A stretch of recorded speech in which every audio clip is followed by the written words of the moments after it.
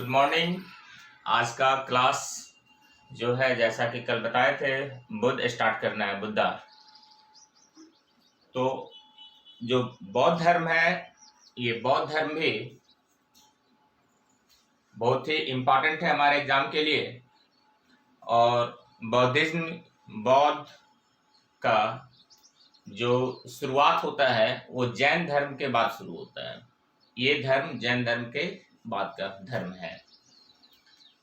इसके संस्थापक हैं इस बौद्ध धर्म के भगवान बुद्ध, गौतम बुद्ध। और जो हम लोग अभी इसमें देखेंगे बहुत ही इंपॉर्टेंट है, एग्जाम में बहुत क्वेश्चंस आता है। यहाँ पे थोड़ा सा ज्यादा समय लगेगा इसमें। जो इसके पहले वाला जैन धर्म पढ़े हैं इन दोनों टॉपिक से हर बार एग्जाम में क्वेश्चन आता है। चलिए देखते हैं। पर डे की तरह एक यहाँ मोटिवेशनल स्पीच लिखा हुआ है, मिलेगी परिंदों को मंजिल ये उनके पर बोलते हैं। पर मंस उसका पंख। रहते हैं कुछ लोग खामोश लेकिन उनके हुनर बोलते हैं, है ना। आप लोग घर में हैं, दूर हैं, सभी लोग अलग अलग जगह पे हैं, लेकिन जो आप पढ़ाई लिखाई कर रहे हैं, जो आप में हुनर विकसित हो रहा है, ये एक ना एक दिन ऐसा जोर से आवाज करेगा, चिल्लाएगा कि बहुत ही आनंद होगा, बहुत ही खुशी होगा उस दिन। चलिए ठीक है, हम लोग अपने टॉपिक पे आते हैं, बुद्धा।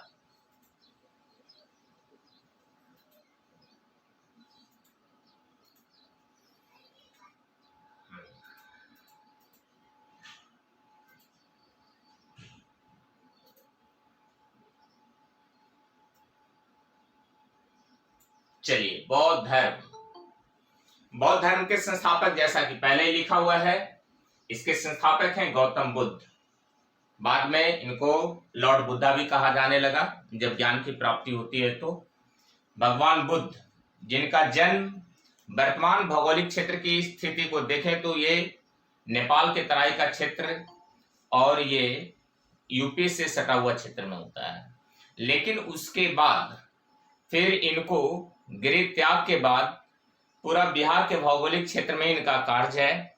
लेकिन जब इनको ज्ञान की प्राप्ति हो जाती है तो फिर पुनः एक बार उत्तर प्रदेश के सारनाथ के क्षेत्र में ये जाते हैं और वहां पे धर्मचक्र परिवर्तन अर्थात वो वहां पे प्रवचन देते हैं, उपदेश देते हैं और फिर लास्ट में इनका मृत्यु भी उत्तर प्रदेश के भौगोलिक क्षेत्र में कुशीनारा में हो जाता है। ओके, आगे आप वीडियो देख रहे हैं, अच्छा लग रहा है, संतुष्ट हो रहे हैं, जरूर इसे शेयर कीजिए, ग्रुप में सब्सक्राइब कीजिए, लाइक कीजिए और उसके साथ बेल आइकन को भी दबाइए।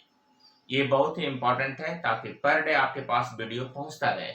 ओके, चलिए लिखा हुआ है बौद्ध धर्म के संस्थापक गौतम बुद्ध थे। इनका जन्म वैशाख पूर्णिमा के दिन 563 ईस्वी पूर्व में, जैसा कि पिछले जैन धर्म का जो क्लास चल रहा था उसमें हम लोग देखे थे 599 और ये 563 भी आई है, याद रखना है आपको।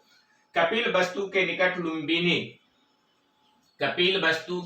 लुम्बिनी रुमिंदेई में हुआ था, जो कि अभी नेपाल से सटा हुआ उत्तर प्रदेश का इलाका है। वर्तमान समय में यह उत्तर प्रदेश और नेपाल से सटा हुआ भौगोलिक प्रदेश है। ओके, चलिए आगे देखते हैं। गौतम बुद्ध को यहाँ पे दिखाया गया है, एक फिगर भी लगाए हैं, देखें यहाँ पे महात्मा गौतम बुद्ध यही हैं।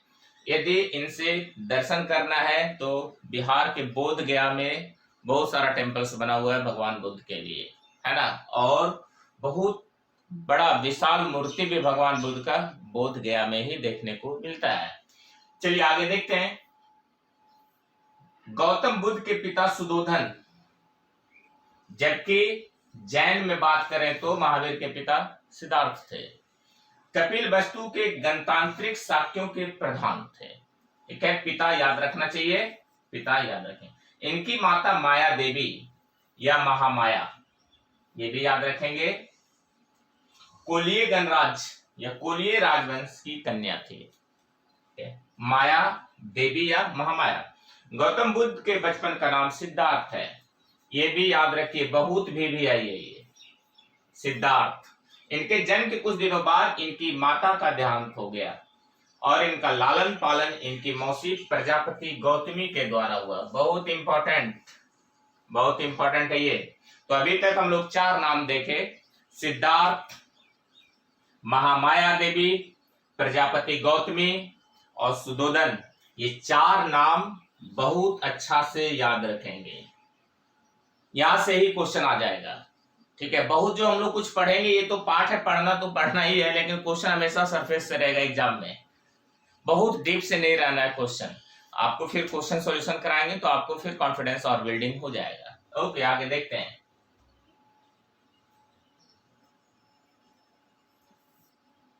गौतम बुद्ध की पत्नी यशोधरा, ये भी एक नाम याद रखिए, गौतम बुद्ध की पत्नी यशोधरा और एक पुत्र राहुल, ये सब याद रखना है आपको।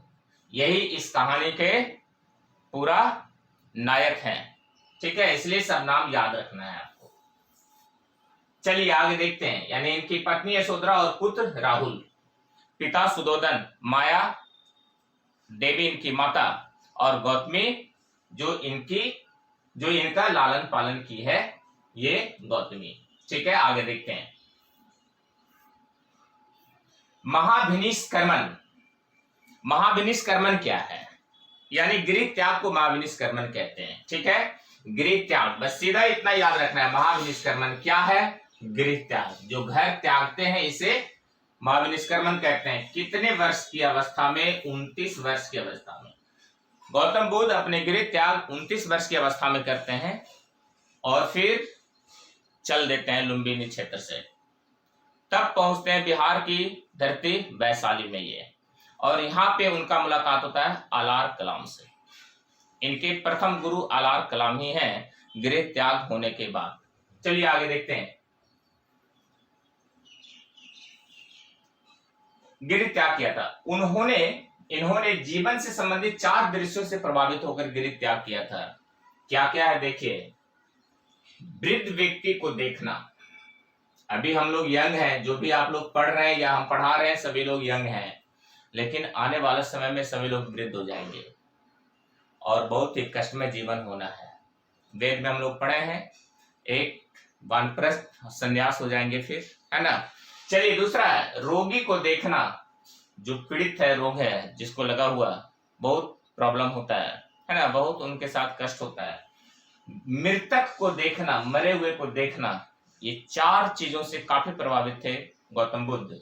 और सन्यासी को देखना, सन्यास जीवन हम लोग का एक अंतिम अवस्था का द्योतक है, सन्यास जीवन, है ना। घोड़ा को गौतम बुद्ध की गृह त्याग का प्रतीक माना जाता है। बहुत VVI, यानी जितना भी नाम लिए उसमें सबसे ज्यादा VVI बोला जाए तो रैंक दिया जाए तो घोड़ा ही है। ठीक है, याद रखेंगे। गृह त्याग का प्रतीक घोड़ा है। इनके घोड़े का नाम था कथंक और सारथी का नाम था चन्ना। चन्ना सारथी, और जिस घोड़ा से निकले कंथक इनका घोड़ा था।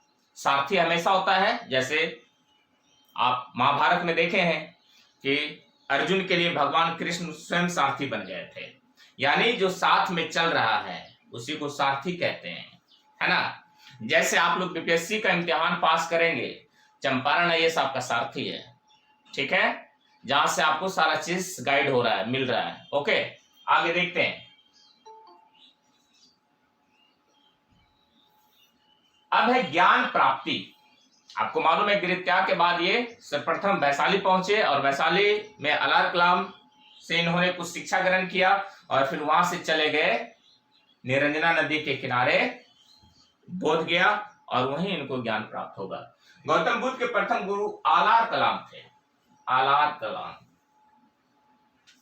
याद रखेंगे, जिनसे उन्होंने संन्यास काल में शिक्षा प्राप्त की थी। जब गृह त्याग की यही तो संन्यास हो जाता है ना। हम लोग वेद में भी थोड़ा सा पढ़े थे। उद्रक रामपुत्र एक और भी इनका गुरु है। देखिए आलार कलाम तो बहुत इंपॉर्टेंट है ही, ये भी याद रखिएगा। उद्रक रामपुत्र ये भी एक इनके गुरु हैं। गौतम बुद्ध ने उरुबेला, बोध गया को उरुबेला भी कहते हैं।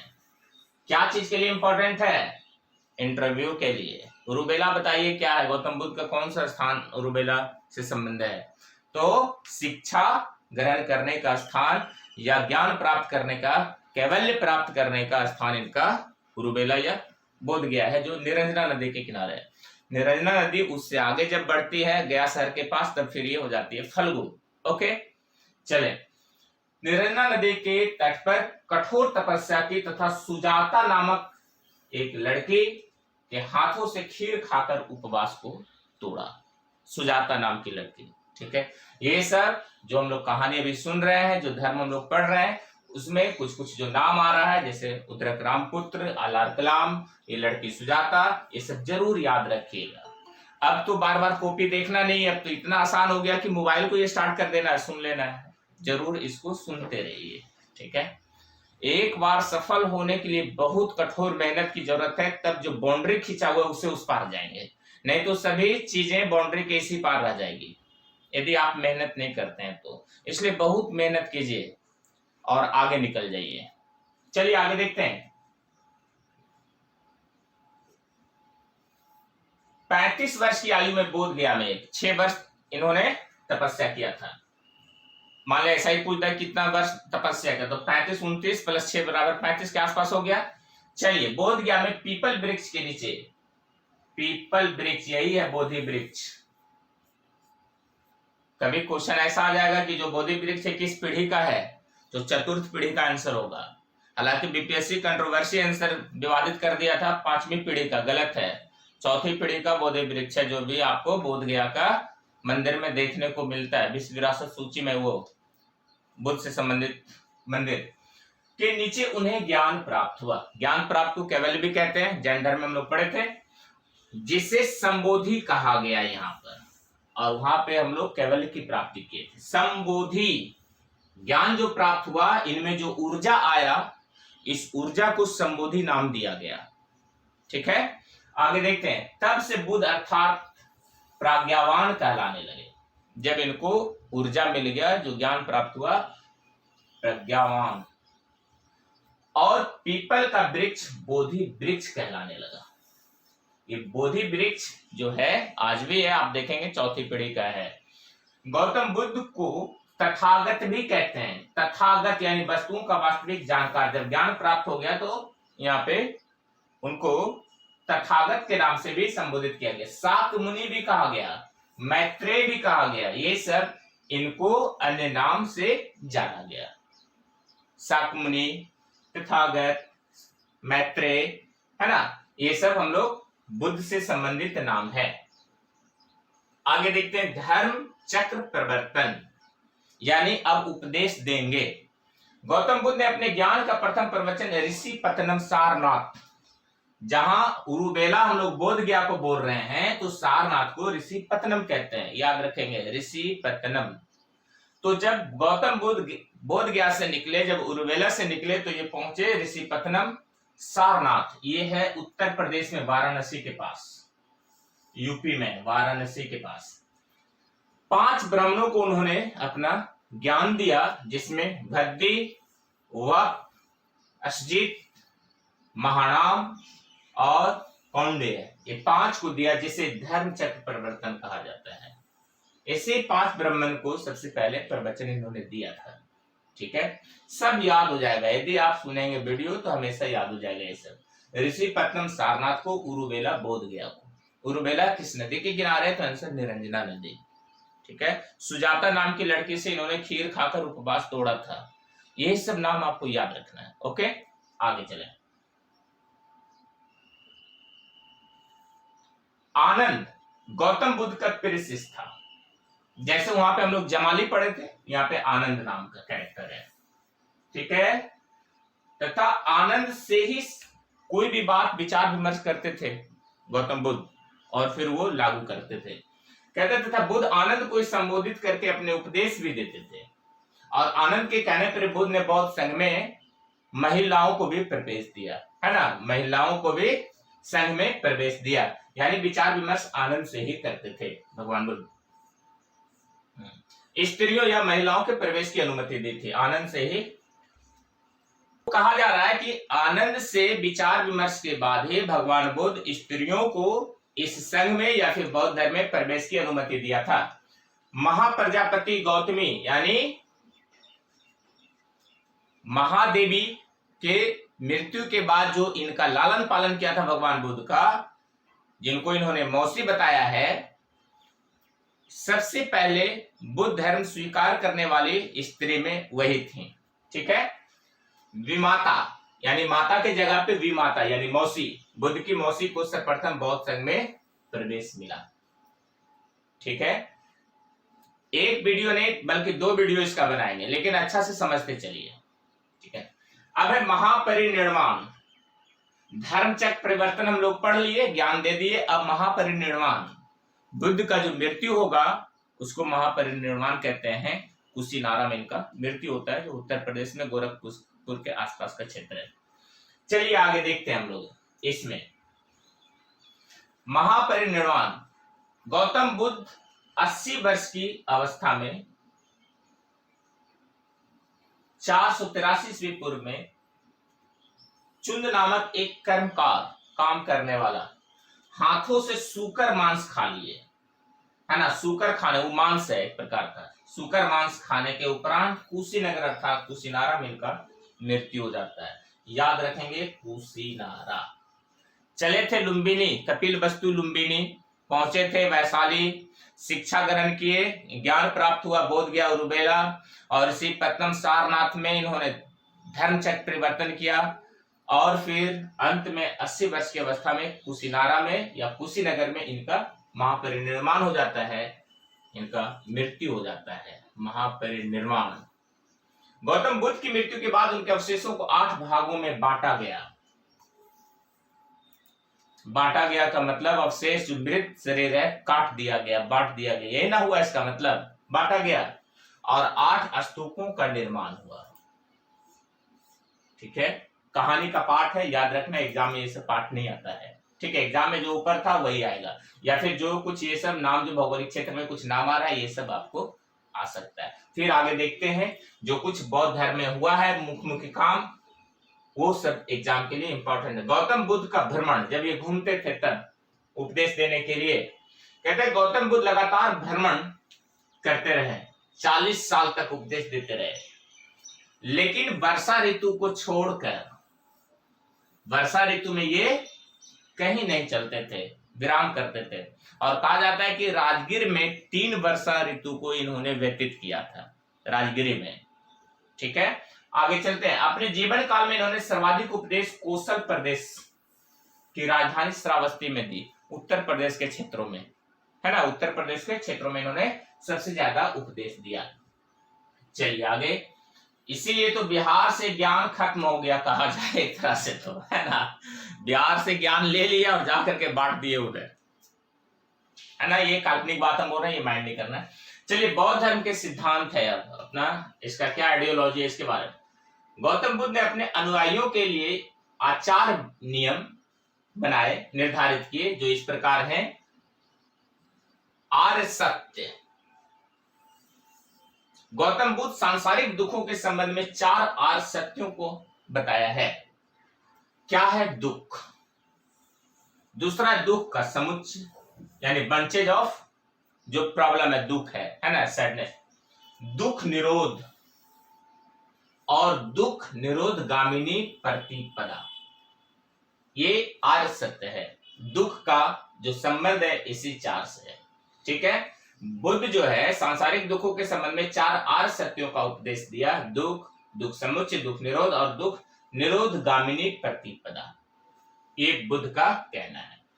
अष्टांगिक मार्ग, 8 मार्ग बताए गए हैं। गौतम बुद्ध ने दुख के निवृत्ति के लिए 8 मार्ग बताया है। अब ये 8 मार्ग क्या है? सम्यक दृष्टि, सम्यक संकल्प, सम्यक वाक और सम्यक कर्मांत।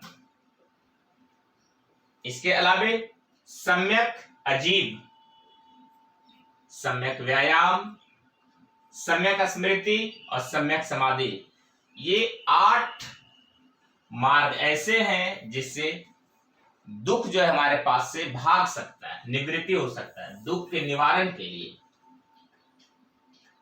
अष्टांगिक मार्ग को अपनाना चाहिए। ठीक है, तो अष्टांगिक मार्ग नाम से स्पष्ट है। अष्टांगिक मतलब 8 मार्ग। इस 8 मार्ग के द्वारा हम लोग दुख से निजात पा सकते हैं, गौतम बुद्ध का ये कहना है।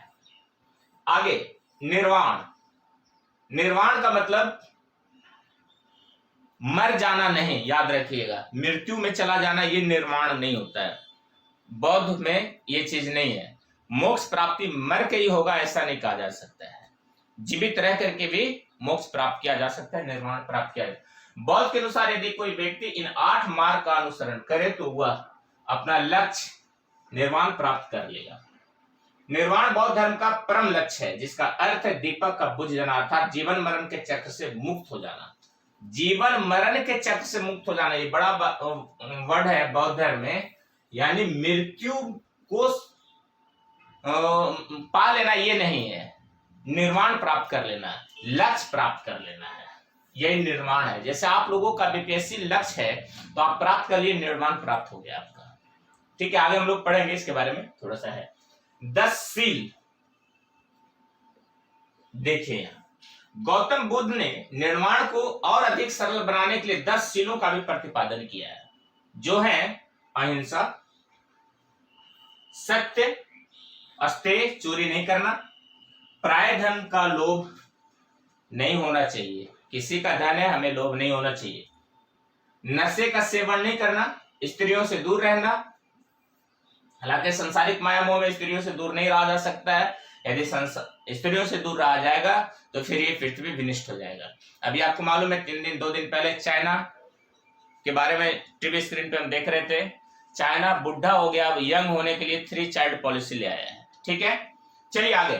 दुराचार से दूर रहना, जो दुराचारी लोग हैं उससे भी दूर रहना, असमय भोजन नहीं करना, सुगंधित पदार्थ से वर्जित होना, ये सभी हम लोगों को 10 सील जो है ये निर्वाण प्राप्त करने के लिए और भी सरल बनाया है ना। यानी किसी लक्ष्य को प्राप्त करना है, मोक्ष को प्राप्त करना है, इन सारे चीजों से आप दूर रहिए और भी आसान हो जाएगा।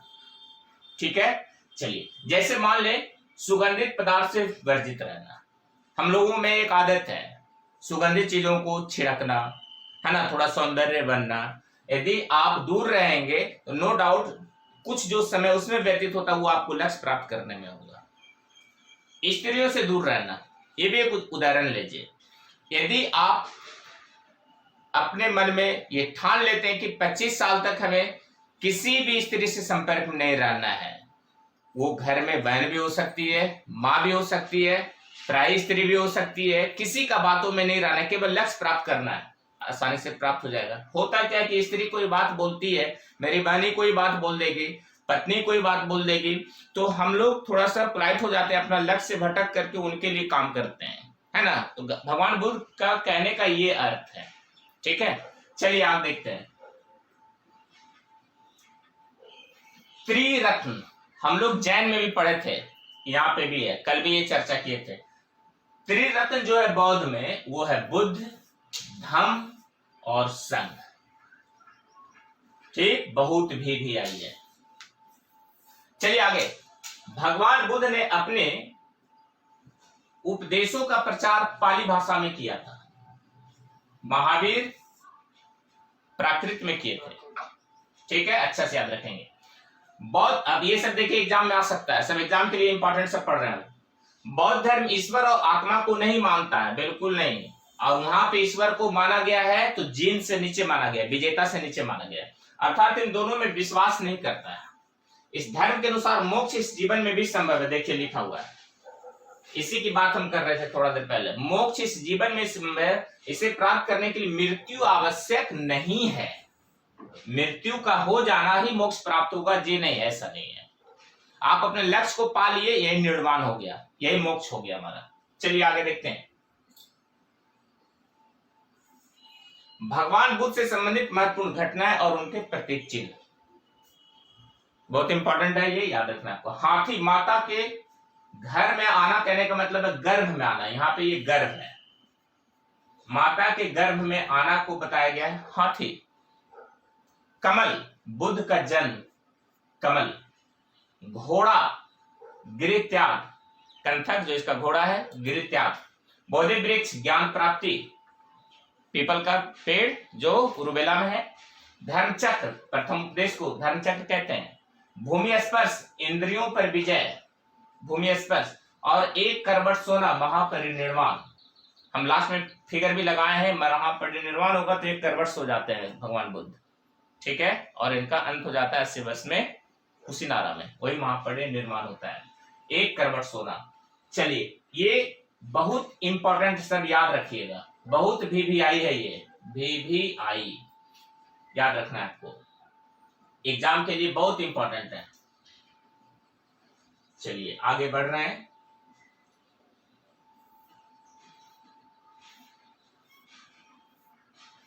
गौतम बुद्ध के शिष्य कौन कौन शिष्य थे, ठीक है, तो वहां पे जमाली हम लोग पढ़ते थे, यहाँ पे आनंद पढ़ेंगे, आनंद,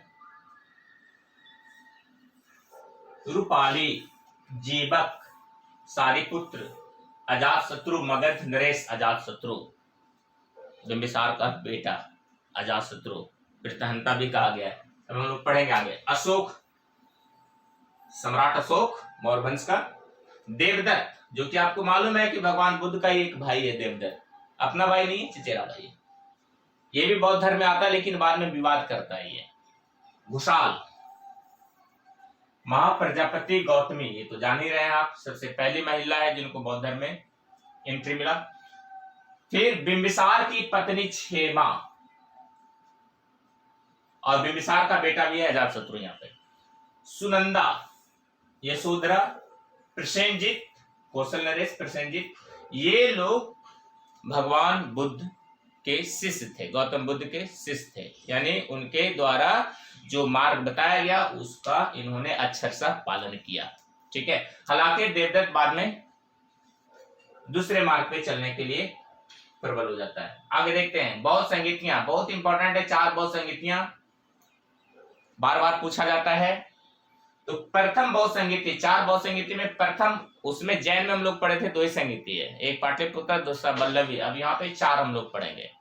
पहला राजगिरी में बौद्ध संगीति होता है 483 ईस्वी पूर्व में, और महाकश्यप इसके अध्यक्ष हैं। VVI बहुत इंपॉर्टेंट, और अजातशत्रु शासक, अजातशत्रु शासक, हर्यक वंश का अजातशत्रु राजा होता है, शासक होता है।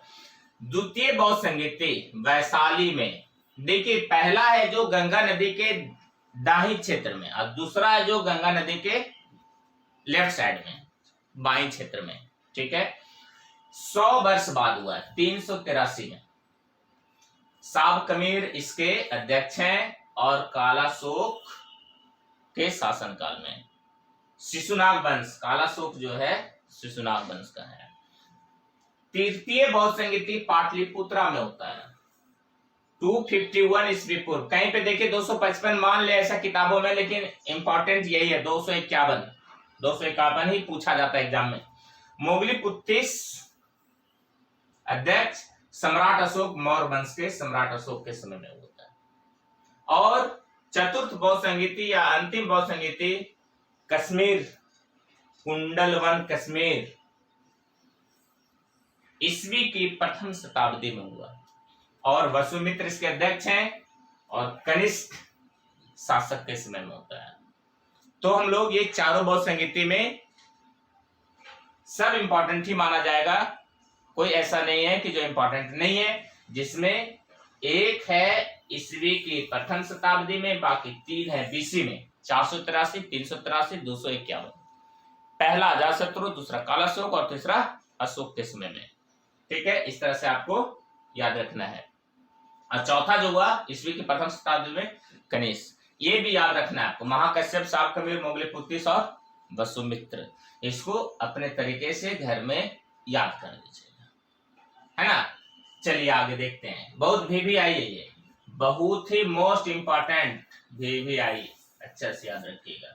इसको 2 बार लिखते हैं, मोस्ट इंपॉर्टेंट, याद रख लेना है। चलिए आगे बढ़ते हैं हम लोग।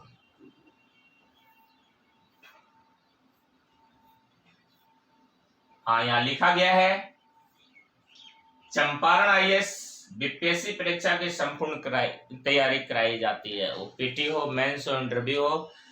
आज शाम में, नहीं तो कल से परसों तक BPSC 64 का रिजल्ट आ रहा है फाइनल। आप देखिएगा कि कितना बिहार लोक सेवा आयोग में चयन होता है अपने संस्थान से। राउंड अबाउट 100+ संस्थान से सिलेक्ट होने जा रहा है। ठीक है, ये हम लोग गर्व से कहते हैं, है ना। इसलिए आप लोगों का भी होगा, बस मेहनत करते चलिए। ठीक है, वीडियो देखिए, लोगों को बताइए, सब्सक्राइब भी कीजिए चैनल को और बेल आइकन भी दबाइए। ठीक है, आगे चलते हैं। अब है, हाँ, ये चंपारण ये संचालित होता है प्रकाश सर और कुमार जय मैं, हम दोनों के द्वारा ये संस्थान संचालित होता है। किसी भी प्रकार का बीपीएससी से संबंधित कोई सॉल्यूशन चाहिए, नोट से संबंधित सॉल्यूशन चाहिए, कोई आइडिया लेना हो तो जरूर कॉल कीजिए। दोनों नंबर यहाँ पे ऊपर लिखा गया था, आप देख सकते हैं। ये मेरा नंबर है, कुमार जय सर, और ये प्रकाश सर का नंबर है, प्रकाश सर का नंबर है। ठीक है, जैसा कि कल हम एक नोटिस दिए थे आप लोगों को कि जो मेडाबल इंडिया है वो भी वीडियो के माध्यम से भी आप देख सकते हैं वीडियो, और वो वीडियो मिलेगा आपको चाणक्य सीटीसी पे,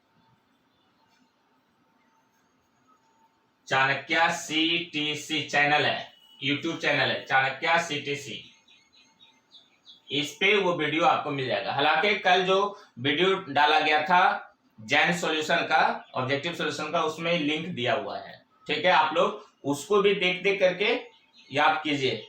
चलिए आगे देखते हैं, फिर हम लोग आते हैं क्लास पे।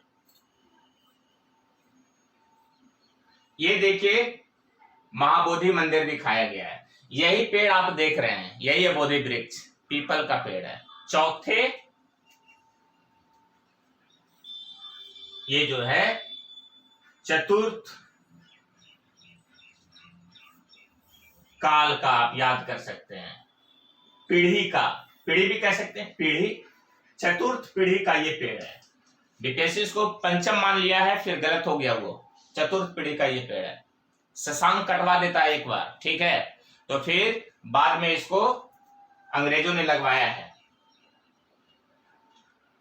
चलिए, यही आप जानते हैं उरुबेला या महाबोधि मंदिर जो है बोध गया में, ये विश्व विरासत सूची का एक धरोहर है।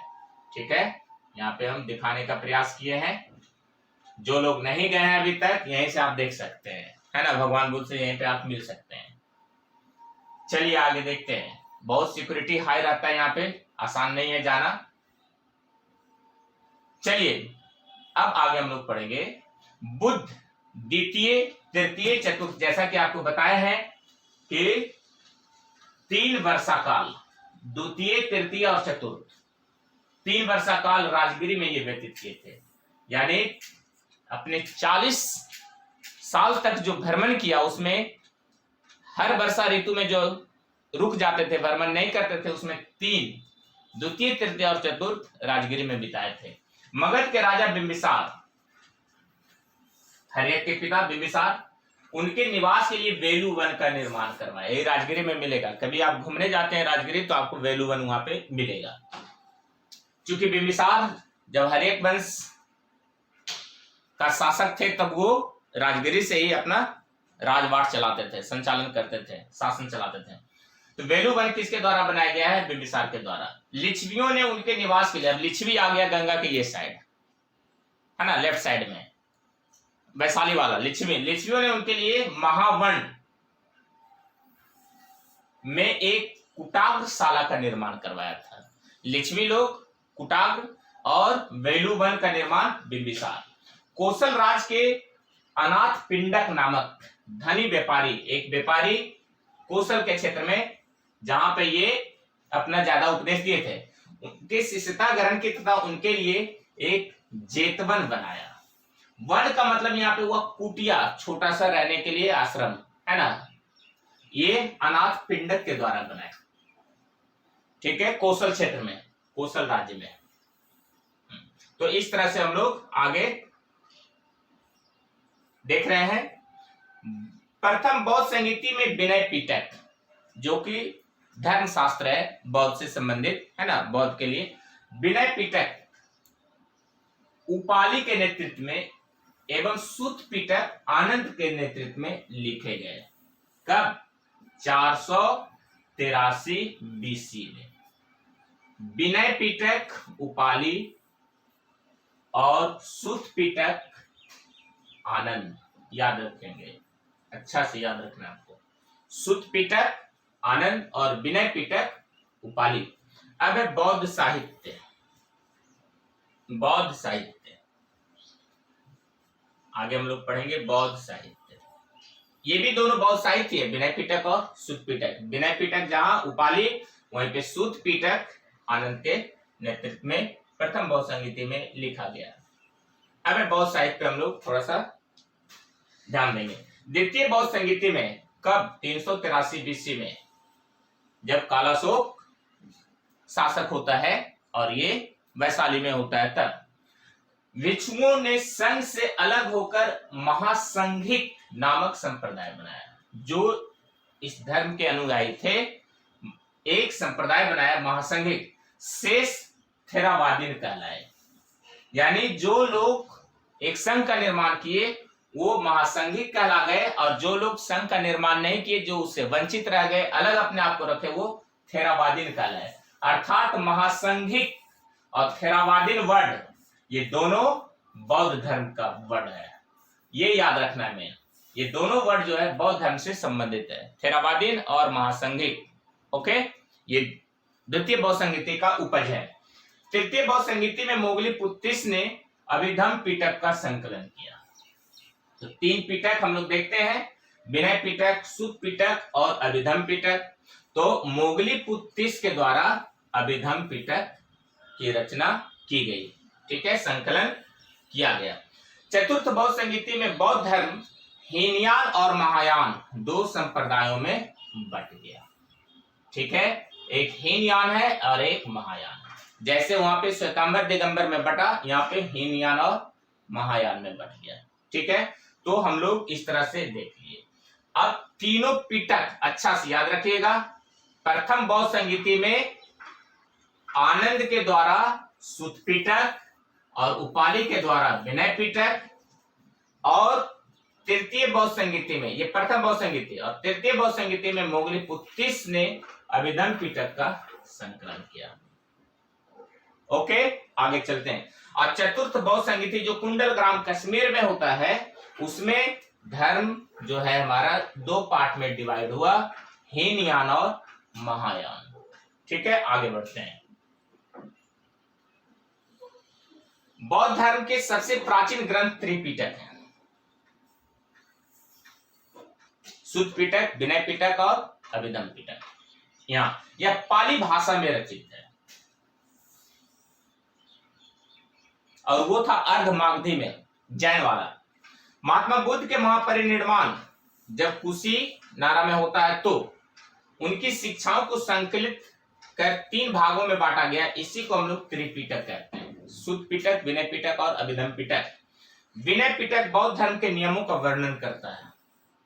इंपॉर्टेंट, बौद्ध धर्म के नियम का वर्णन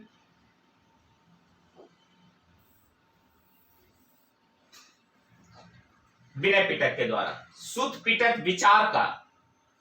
विचारों और वचनों का संग्रह है, और अभिधम पिटक है बौद्ध धर्म का वर्णन। दर्शन जो है बौद्ध में, जो है ये दर्शन, फिलॉसफी जो है बौद्ध धर्म का, वो है अभिधम पिटक में। मोगली पुत्तिस ने इसका संकलन करवाया, ठीक है। और तीनों हम लोग को याद रखना जरूरी है। जहां बौद्ध धर्म के नियम, वहीं अभिधम दर्शन, ये दर्शन है और ये रूल है और ये फिलॉसफी है और ये विचार है, थॉट है, ठीक है। तो विनय पिटक जहां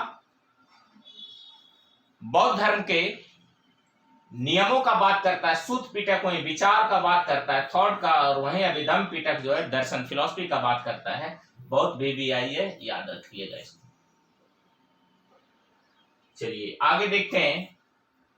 16 महाजन पदों का वर्णन अंगुत्तर निकाय में है। अंगुत्तर निकाय VVI 16 महाजन पद 600 BC के आसपास अंगुत्तर निकाय में। अंगुत्तर निकाय एक बौद्ध साहित्य है, उसमें जातक में बुद्ध बहुत इंपॉर्टेंट पूछता है, बहुत इंपॉर्टेंट है, हो सकता है इस बार बीपीएससी में आ जाए। बुद्ध के पूर्व जन्म का कथा का वर्णन किसमें है? तो आंसर होगा जातक में, ठीक है, जातक में। और ये पाली भाषा में है, इंपॉर्टेंट, पाली भाषा में है, ठीक है। अब है बौद्ध धर्म से संबंधित विशिष्ट तथ्य है। अब इस पे हम लोग आज क्लास नहीं करके इस पे हम लोग कल क्लास करेंगे, क्योंकि अभी क्लास फिर प्रकाश सर का स्टार्ट होगा। आप लोग वीडियो देख रहे हैं, लाइक कीजिए, सब्सक्राइब कीजिए और इसे दूसरे लोगों को भी ग्रुप में डालिए। ओके, आज का क्लास यहीं तक, दैट्स इट।